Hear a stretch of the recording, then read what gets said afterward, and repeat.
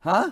And if the Mother of God can't promise you happiness on earth, neither can anybody else. And I think that the problem is we have such a myopic view of what life is. Because Jesus came to tell us, and it's throughout the scriptures, Peter deals with it, is that we are sojourners, that we are people, this world isn't our home. We are pilgrims. We're just passing through. And so if anyone's trying to find happiness on this earth, they're never going to find it. They might get it for a time, but you know everything we have, everything we love, we're going to lose it all. That's why in my Be a Man book, the opening line of the book is, you are going to die. Everybody goes, oh, great way to start a book. That's not exactly what a publicist would tell you to do it. And I go, but I purposely did it because I want people to deal with reality. And again, isn't it amazing? Everybody wants to go to heaven. If I had a group here and I said, everybody raise their hands, want to go to heaven. Everybody raise their hands.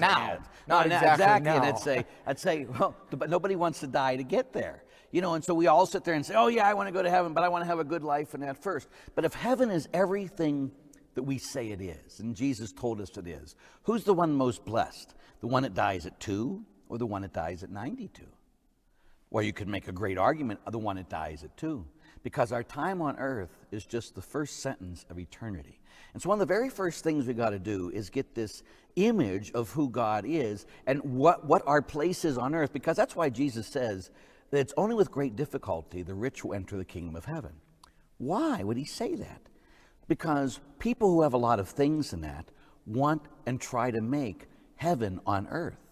The poor people, they're dying of starvation. They lose their baby in their arms because the child has died in starvation. They know that this world isn't home, that there's got to be a better place. So they almost have this, okay, this isn't where God promised me everything would be. And for me, I love to give the image of people to, like when you were inside your mother. I can't imagine you had one, but when you were inside your mother. Italian. I had a mustache even then. I came out as a baby with a mustache. But when you were inside her, you could feel your mother, you could experience your mother. Everything came from your mother. You knew that your mother was there, but you couldn't see your mother until you were born.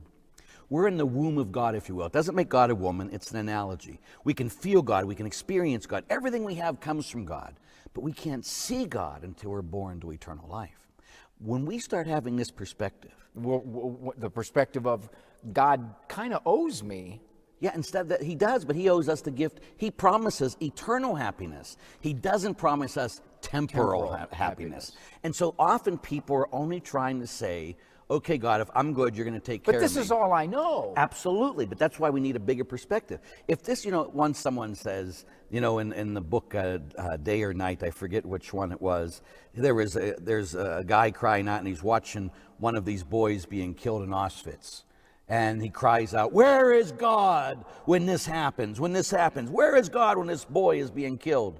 And the guy next to him says, the same place he was when Jesus was being killed on the cross. He's right there. That when the world puts a period, God puts a comma. That we have to start seeing things from the perspective of eternity and not the perspective of this earth. And so if you go to God for only what he can do for you, then your whole relationship with God is a selfish act. It's all about you and what God can do for you. I'm not going to him for what he can do for me. I'm saying that if I do for him, then he owes you. A human relationship. It's not a relationship at all. It's a using of God instead of a loving of God. That ultimately, again, the best way, all it is analogies. For instance, let's say you have a little boy. Your little boy has pneumonia. Your little boy is going to die. Your little boy hates needles. He comes to you and you're going to take him to the doctor, and your kid cries to you and says, listen, I am so afraid. Don't you let that doctor give me a needle. And then you sit there and you hold your son while the doctor gives him the shot. Your boy would look at you and say, I trusted you.